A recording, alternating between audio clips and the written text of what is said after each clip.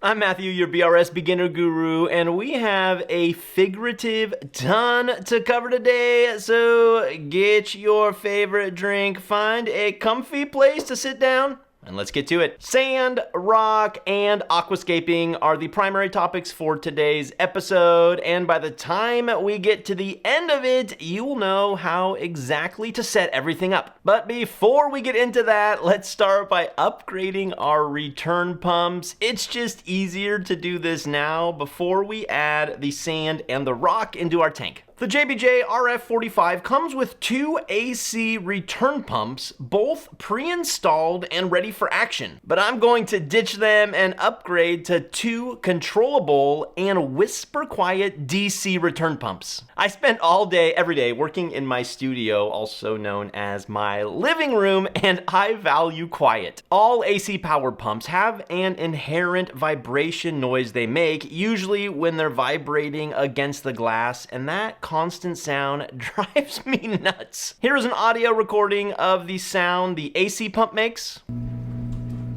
Now here's the DC pump. AC pump. DC pump.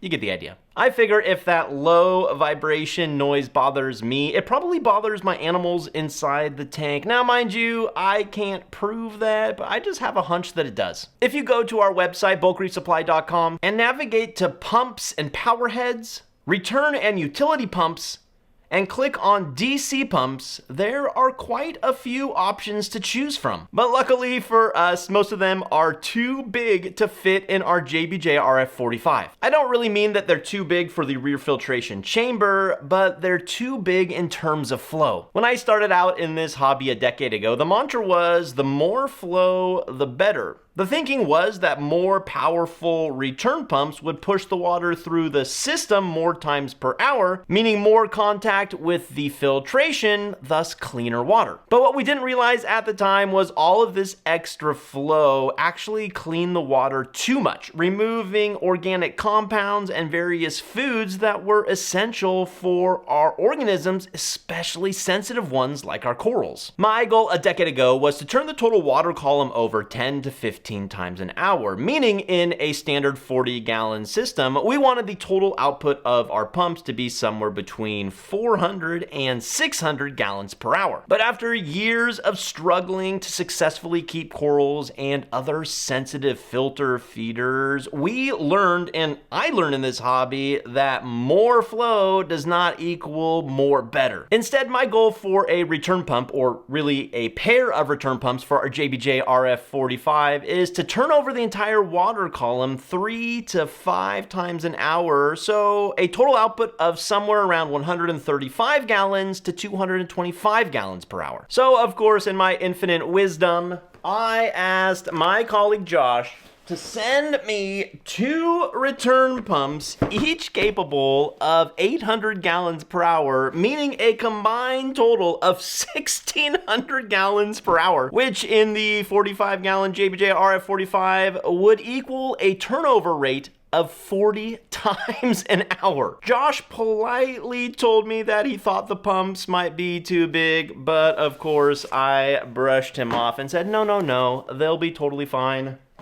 Josh, you were right. I'm sorry. So what am I going to use for an upgrade? Well, luckily I had these two AI Axis 40s on hand, but don't worry, I'm not going to get rid of the Axis 90s. I'll just use them on a future build. Why the AI Axis 40? Well, there are three primary reasons. The first of which is that I like using the Mobius app to control things. Second, spoiler alerts, I also plan on using AI lights and AI wave makers, meaning I can control all of that gear through one app. And third, I like the shape and size of the Axis 40 pump. It's differently shaped than most other return pumps and just fits more easily into the rear chamber of our RF45. Plus, the Axis 40 includes a 3/4 inch barb output nozzle, which perfectly matches the flexible tubing included with the RF45. All right, let's get these pumps installed. Once you have everything out of the packaging, grab the rubber feet. Push each each one into the base. They can be a bit tricky, so just use a lot of pressure while wiggling side to side. If you're still struggling, you can actually remove the bottom cover by pulling down on these 3 parts here. This is good to know anyways for the future when it's time to disassemble and clean our pumps, but let's not get ahead of ourselves quite yet. Now locate the 3/4 inch nozzle, it's the smaller of the two, and push it into the output here. Once you've done this for both pumps, set them aside and remove the 2 AC powered pumps from the rear filtration chamber. Simply twist and pull the 90-degree elbows out of the baffle mount and lift the pumps up and out. Pull the flexible tubing off of the pumps and set the pumps aside. Don't get rid of them, as they are really good backups to have just in case you need an extra pump in the future. Now twist and push the flexible tubing onto the Axis 40 pumps. I would normally secure the tubing to the pump using a plastic hose clamp, but these fit so snugly that I'm not really worried. With the new pumps attached to the flexible tubing, place them into the rear filtration chamber and push the 90-degree output elbows back into the baffle openings. You will notice that the flexible tubing is not quite the right size. It's too short, meaning the pumps are dangling and not resting on the bottom of the tank. I don't think this is going to be a problem, but once we add water and turn the pumps on, we will reassess. Worst case scenario, we just have to cut 2 longer pieces of flexible tubing. Just so we don't misplace anything, let's attach the power adapters to the controllers. Find your country's appropriate power adapter and snap it into place like this. Then plug the adapter into the controller. I'm just going to put the power adapters and controllers through the cutout in the back of the cabinet stand and rest them on top of the shelf. This way they are out of the way until we need them. Alright, let's move this episode along to live rock, and oh my goodness, another super confusing term for beginners in this hobby. What is live rock? How can rock be alive? And how can it be alive when it's shipped to you dry in a box? I mean, look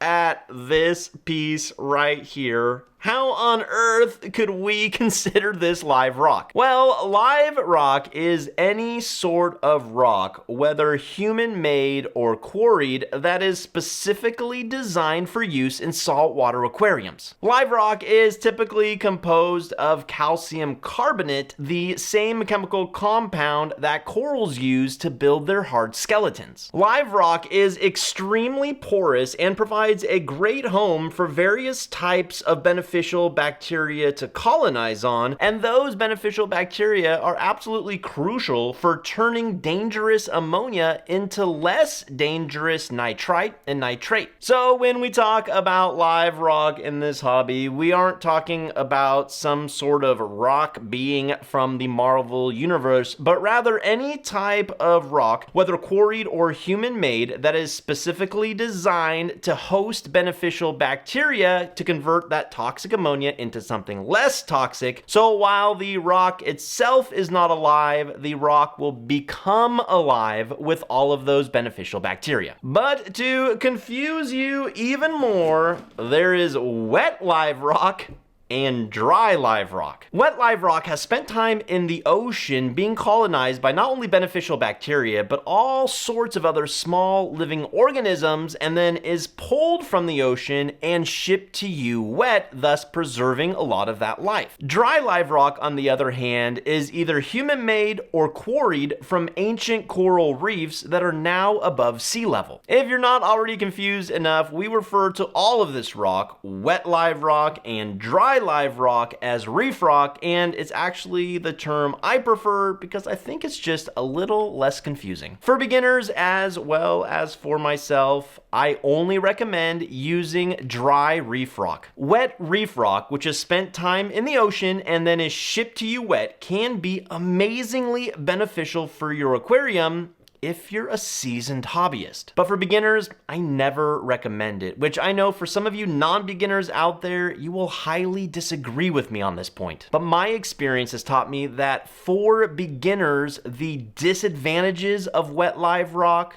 outweigh the advantages. I don't want to fully go down this path, but I believe that wet live rock, because it comes with both good and bad organisms, a beginner just doesn't have the knowledge base necessary to deal with those pests while they're also learning the basics of this hobby. I believe that starting with dry live rock, even though it doesn't come with all of those good beneficial bacteria and organisms, is the surest way for beginners to find success in this hobby. So that's what we're going to use, and in fact, it's all that I've ever used. So what then is the purpose of reef rock in an aquarium? Most importantly, it provides a home for beneficial bacteria to colonize, thus protecting your animals and keeping them safe from ammonia. Next, it provides habitat for your animals, whether they just rest on the surface, find a cave to call home, or graze the rock for algae. Reef rock also provides a place to mount coral as well as a stable footing for anemones. And lastly, reef rock can be aesthetically pleasing in itself and add a lot of beauty to your tank. I have made a lot of mistakes when it comes to reef rock and aquascaping, primarily by overcomplicating things, but I think I've learned my lesson, so here we go. I'm gonna use this Carib Sea live rock. It's a human-made and supposedly contains all sorts of spored bacteria, which is supposed to help the biological filter set up more quickly, but I've used it a lot and never really noticed that advantage. So then why do I end up using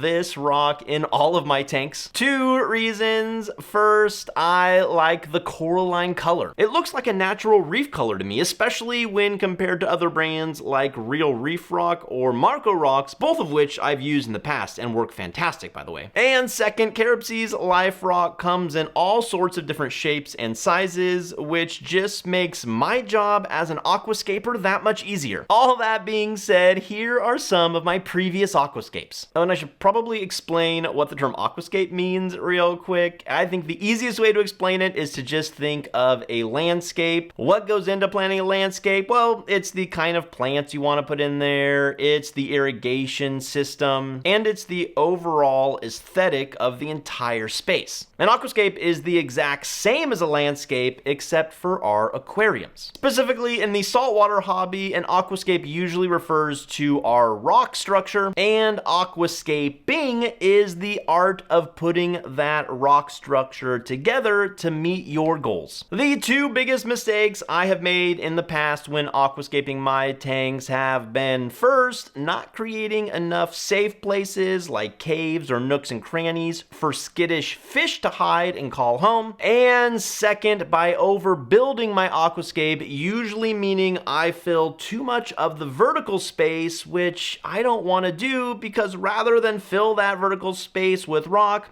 I want to fill it with beautiful macroalgae and corals. And just for reference, we oftentimes refer to an aquascape as escape, so don't get confused if I interchange the terms a bit. I don't even really notice that I'm doing it, to be honest. All right, getting back to my previous aquascapes, each scape you build needs to have an intentional design for what your end goal is. For example, this scape was built for my seahorse macroalgae tank. You'll notice two things. First, it only takes up 1/2 to 3/4 of the tank and leaves a large open area here. Well, that's because seahorses like to have open swimming area to do their daily dance. Second, overall, the scape is quite low down in the tank. That's because I knew all of the macroalgae would grow tall and I wanted to give them space to grow out. Here's one more example using my Hello Reef clownfish tank. This was the first scape I made. It didn't work very well because it was too tall and there weren't enough nooks and crannies for the anemones to sink their feet into. So I totally redid it, made it much lower, added nooks and crannies, and spread it out over the entire tank.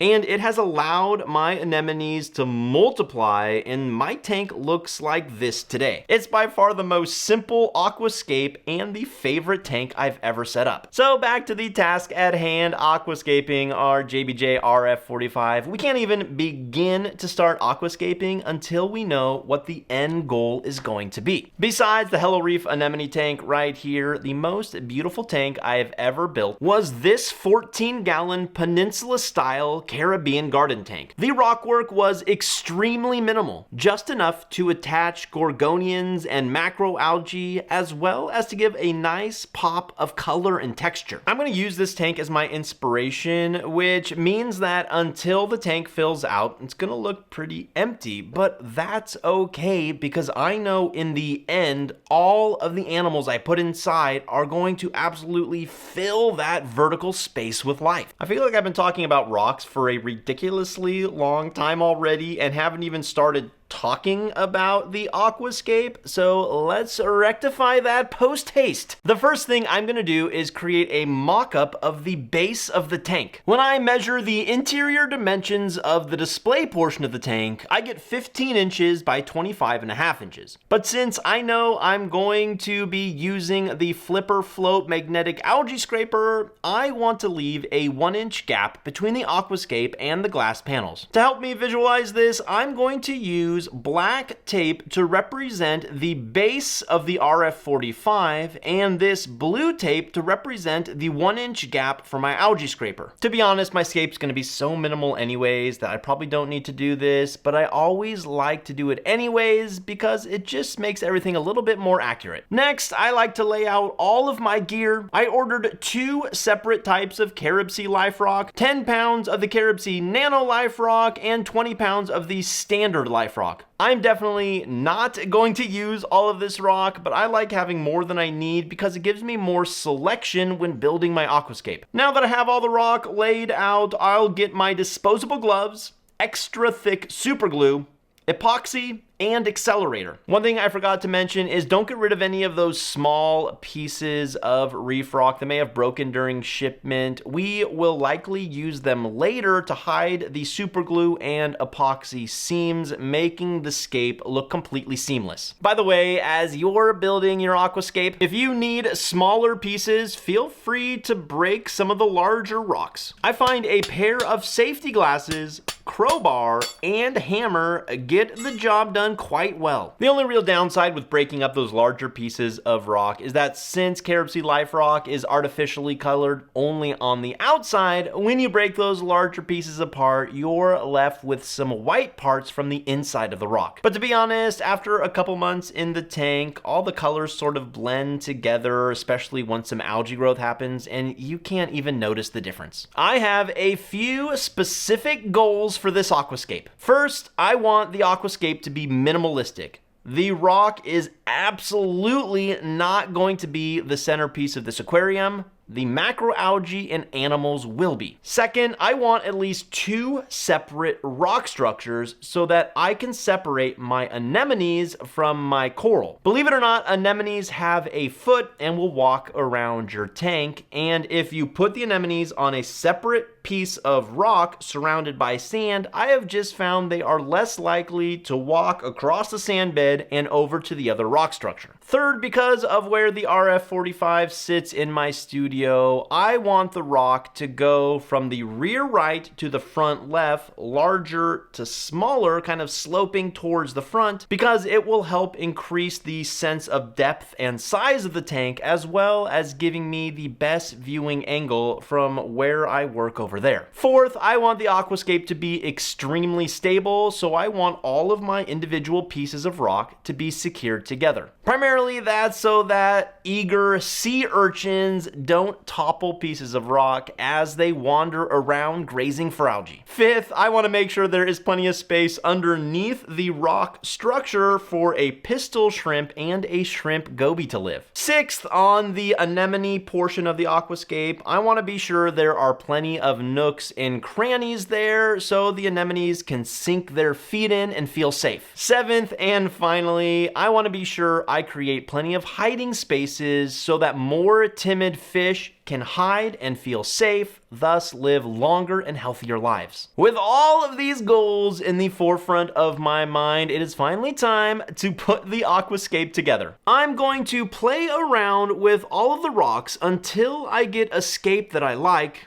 and only then will I secure the pieces together with super glue and epoxy. I used to really dislike aquascaping, but I found that was because I was trying to build these super elaborate scapes that were pieces of art in and of themselves. But now I treat my aquascaping sort of like the bones of your body, obviously super important, but they only provide the foundation for everything else. And if I was only going to add coral to my tank, I might actually build my tank a little bit taller because it can take coral a year or more to fill out the tank. But since I know I'm going to be putting in a whole bunch of macro algae that grows really fast, I don't need to do that because it will fill out the tank in a matter of months. Once I put an aquascape together that I think I'm pretty happy about, before I secure the piece together, I do something that might seem a little silly to you, but for me, it's a huge help. I clear away everything around it, then leave the room for a few seconds, and then walk back in and look at the aquascape. I usually do this several times because for some reason it gives me a fresh look at the aquascape. Once I'm finally satisfied, it is time to secure the pieces together. Before we secure our pieces together, let's talk about our two primary tools, super glue and epoxy.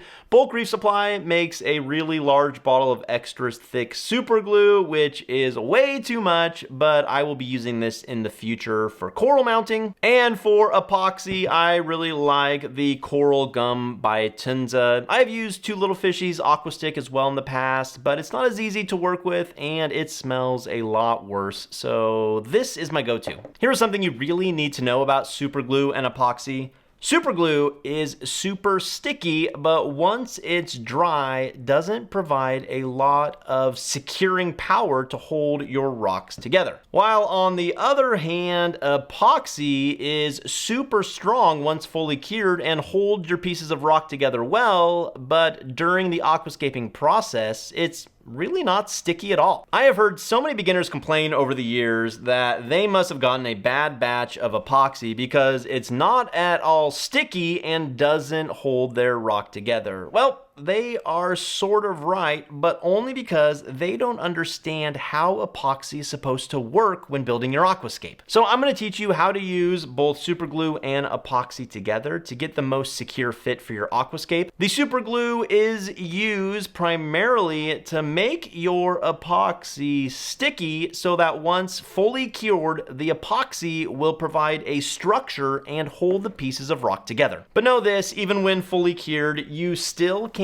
treat the aquascape as one solid piece. It'll be strong enough to handle life inside your tank, but not strong enough to be dropped or handled carelessly. When attaching two pieces of rock together, the technique is super glue, epoxy, super glue. The super glue will help the epoxy stick to the rock, and the epoxy will create a hard structure around both rocks. How much epoxy and super glue you end up using will completely depend on your individual scape, but the primary downside of using a lot of both is aesthetics. Dried super glue is white and doesn't look at all natural in an aquascape, while dried epoxy's color doesn't quite match the color of the rock. But not a big deal because both of these issues can be managed, which we will show you how to do shortly. Start by putting on a pair of disposable gloves. Take two equal pieces of epoxy and knead them together until they become one consistent color. The epoxy will start to cure immediately, so you need to move quickly here. At the point you want to join two pieces of reef rock together, apply a large amount of super glue to both rocks, then take the ball of epoxy and push it between the two rocks. Remember that since epoxy doesn't work by sticking two rocks together, you'll want to push the epoxy around various nooks and crannies so that when it fully cures, it has grabbed a hold and locked the two pieces together. Using your gloved finger or disposable knife or toothpick can help you mold the epoxy into place. If you have a small piece of broken reef rock lying around, now is a great time to press it into the surface of the epoxy. This will give the epoxy a more natural, roughed up look that more closely resembles your reef rock. To instantly harden the super glue, you can use a bottle of accelerator. A few sprays directly on the super glue will immediately create a hard shell around the glue, making the entire rock structure a bit more sound right away. The epoxy still hasn't cured, mind you, but the accelerator gives the structure a bit more security, especially while you're still working on the aquascape. You won't need to secure every portion of the rock together, so just use your best judgment as to which points you need to secure in order to create a stable aquascape. Once you've put your aquascape together, if you have a lot of noticeable glue and epoxy seams, we can hide them with these small pieces of reef rock that we call rubble rock in this hobby. If you don't have any rubble rock, you can make some. Just take a piece outside, get some safety glasses on, a crowbar or chisel, and a hammer, and just break some pieces apart. Then simply use some super glue to stick the rubble rock to the epoxy seams, thus hiding it. If you don't want to go through the hassle, I totally get it. You don't need to worry about it because while you may notice the seams originally, give it a few months time. Once the aquascape is covered with life, you probably won't even notice it. All right, here it is, the final aquascape for our JBJ RF45. It's nothing spectacular to behold, but I think it will accomplish the goals we already laid out for ourselves. Epoxy can take up to 24 hours to fully cure, but I've found that the aquascape is usually strong enough in a couple hours to be moved into the tank. But before we move the aquascape, let's give it a little time to cure and talk about sand. Sand comes in various colors, grain sizes, and possibly chemical compositions. You can buy bags of sand meant for gardening, for playgrounds, or specifically for the saltwater aquarium hobby. Typically, you can buy the sand in bags, or if you live near a coast and your local ordinances allow it, you can collect it yourself. But in this hobby, we only want to use sand specifically meant for saltwater aquariums. In the realm of saltwater aquarium sand, there are 3 decisions to make: wet versus dry, color, and grain size. For a relatively small tank like our JBJ RF45, the wet versus dry debate is really a non-starter. Wet sand comes pre-populated with beneficial bacteria, which will help stabilize and cycle our tanks more quickly. The only real benefit of dry sand is cost. If we needed a large amount of sand, something way bigger than our tank over here, it could make financial sense to buy dry sand, rinse it, and then add our own beneficial bacteria. But since we have a relatively small tank and don't need much sand, it really just doesn't make sense and is definitely not worth the hassle. There are a couple types of sand we're going to consider. The first has water and beneficial bacteria added to it, and the second is pulled directly from the ocean and packaged with actual ocean water. A few years ago, BRStv Investigates did a hugely in-depth study on aquarium biomes and biome cycling. That series is way too in-depth for beginners, but I can summarize it for you. Ocean's Direct Sand is by far the best for your tank. Ocean's Direct Sand pulls their product directly from the ocean and packs it with ocean water, meaning it is filled with a diverse amount of beneficial bacteria. All right, so we've decided on wet Ocean's Direct Sand. The next consideration is color, and really we only have 2 options: black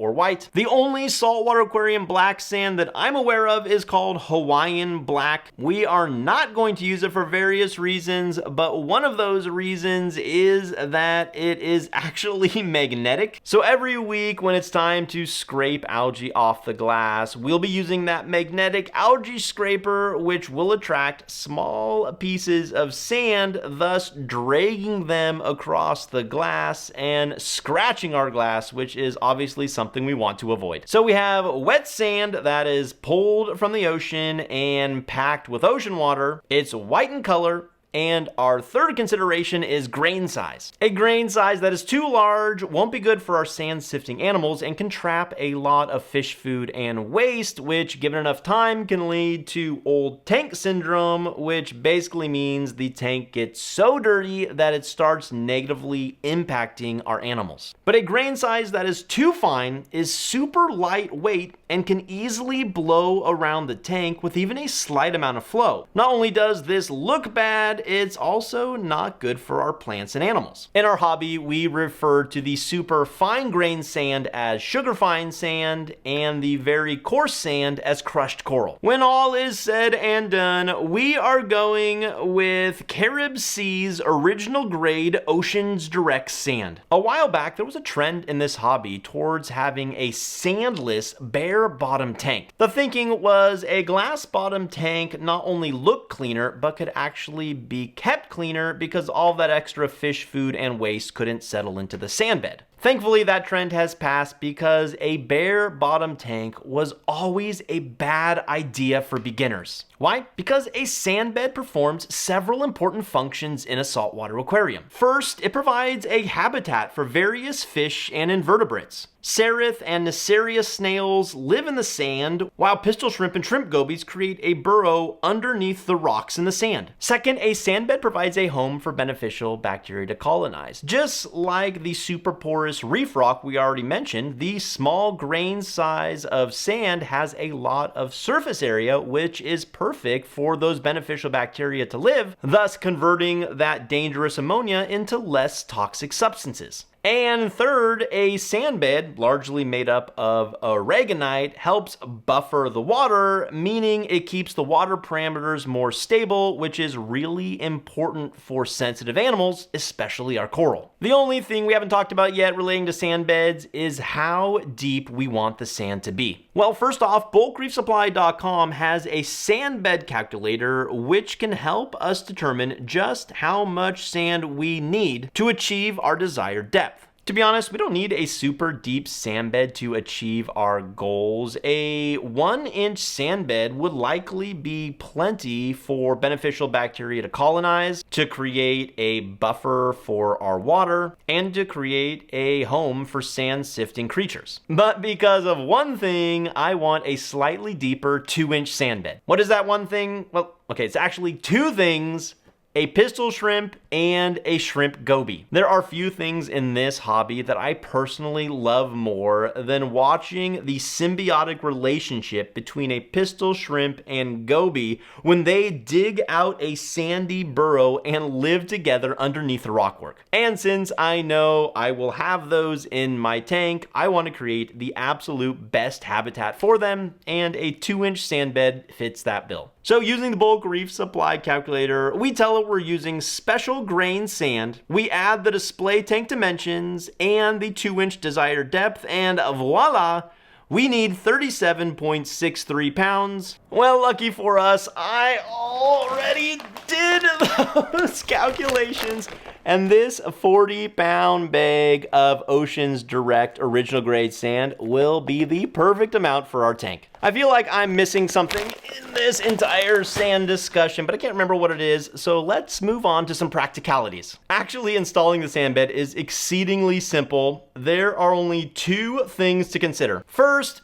don't rinse the sand. If you rinse the sand, you'll actually be rinsing away all of those great bacteria, which we absolutely want in our tanks. And second, don't let the sand dry out. If you install the sandbed and then don't plan to add the seawater in for a few days or longer, it's a really good idea to cover the entire top of the tank with plastic wrap to help cut down on the evaporation, thus keeping your sandbed wet and full of those beneficial bacteria. To install the sandbed, it's easiest to simply put the entire bag into the tank, cut open the top, and scoop/dump the sand into the bottom of the aquarium. Try your best to keep the sand off the glass panels, as we don't want to accidentally scratch the glass. Inside this bag of sand is a water clarifier pouch. Put this to the side for now, as we aren't going to use it until we add seawater. Spread out the sand with your hand. You could do this evenly throughout, but for a greater sense of depth, you could slope it from the front left to the rear right. Little details like this can make a huge difference in the overall tank appeal. Over time, especially after you add those sand sifting and sand dwelling creatures, you'll notice the sand beds start to even out. I used to constantly keep my sand bed consistent throughout, but over time I've actually grown to like a more natural appearance as it more closely resembles the sand bed around a reef. With the sand bed installed and the aquascape given a few hours to cure, let's now move the aquascape into the aquarium. Before we get to the heavy lifting, here are a few key points to remember. Number one, if you need help, get a helper. Besides injuring yourself, the last thing we want is to crack the glass, because a cracked aquarium equals an aquarium you can no longer use. Number two, be careful not to scratch the glass. It's super easy when you're putting the aquascape into the tank to accidentally drag the glass along the side. Do your best to avoid that, because there will be plenty of time in the future to scratch the glass. Number three, be sure to leave that 1-inch gap around the edge of the aquascape. That way we can easily get our magnetic algae scraper in there every week to clean off the glass. And lastly, we want the aquascape to sit directly on the glass bottom, not on top of the sand. Why? Because once we add our sand dwelling and sifting creatures, the aquascape will slowly settle to the bottom of the tank anyway, and this could tip over and end up damaging some of our animals or the glass itself. So by making sure the aquascape sits directly on the sand, we avoid that problem completely. With all these considerations now duly considered, it's time to move the 2-part aquascape into the tank. Don't trust the epoxy and super glue seams, not because they're likely to fail, but just to be on the safe side. Lift the scape from the bottom, paying special care to support the aquascape at the seams. Because the stand and tank are quite tall, you may need a step stool to safely lift the rock work over the rim of the tank. Once resting on the sand bed, wiggle the scape until the rock is resting on the glass. Move the aquascape around until you have that 1-inch gap around the glass and that you are happy with the overall look. Remember, this scape is meant to be super minimal, so don't worry if it looks underwhelming to you. Once it's filled with anemone, coral, and macroalgae, I promise you the tank will look amazing. If you don't plan on adding water for a few days or more, now is the perfect time to completely cover the top of the tank with plastic wrap to reduce evaporation. Now that we have our rock and our sand in place, the tank is now heavy enough to properly level the cabinet stand. While it may be tempting to use wood shims, we want to use composite shims. Wood shims absorb water, and no matter how hard you're going to try, you're going to spill water from time to time. Those wooden shims will absorb the water, thus unleveling your once perfectly level tank. Composite shims, on the other hand, are not only waterproof, but they are designed specifically to easily snap off, thus removing the extra so you don't have to stare at it. Why do we even need to level our tank? Because an even slightly uneven tank will unevenly distribute the weight of the water. And since our JBJ RF45 is only held together by the power of the silicone seams, that uneven weight distribution over time could put stress on certain glass panels more than others, which could lead to leaks and an eventual tank failure. Thus the reason we need to level the tank. But to level the tank, we actually need to level the cabinet stand. You never want to put anything in between the top of the cabinet and the bottom of the glass tank. That is, except of course for the foam mat we already installed. To level the tank, we're going to use a level to measure the tank from side to side and front to back, and measure at various points so that you get a sense of where it is most uneven. Once you figure out where the shims are needed, start with one composite shim ribbed side down and insert it underneath one of the 4 feet attached to the bottom of the cabinet stand. Use a hammer to slowly tap the shim into place. You'll want to continually check the level. Leveling the cabinet is a bit of an art form, as you may need several shims or shims under more than 1 foot. Once you've placed all the shims and the tank is level, we simply need to remove the excess shim. Luckily for us, the ribbing on the underside of the composite shim makes it exceedingly easy to snap. Simply lift up on the shim near the cabinet stand and the extra portion should snap free. Coming up in episode 3, water, and we have a lot to discuss. Click here to see the entire playlist, and until next time, be well and happy reefing, everybody.